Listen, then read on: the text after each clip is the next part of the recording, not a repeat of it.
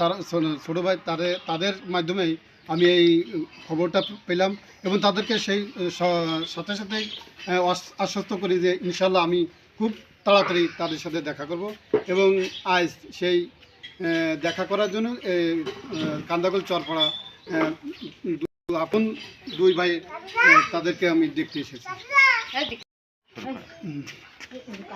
এখন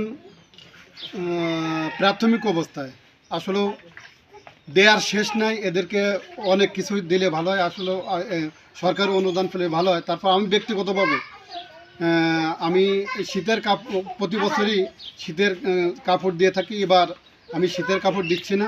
আমি এর আগে প্রায় 20 থেকে 30টা ফ্যামিলিতে গেছি, সবাইকে শীতের কাপড় না দিয়ে টাকা দিয়ে আসছি।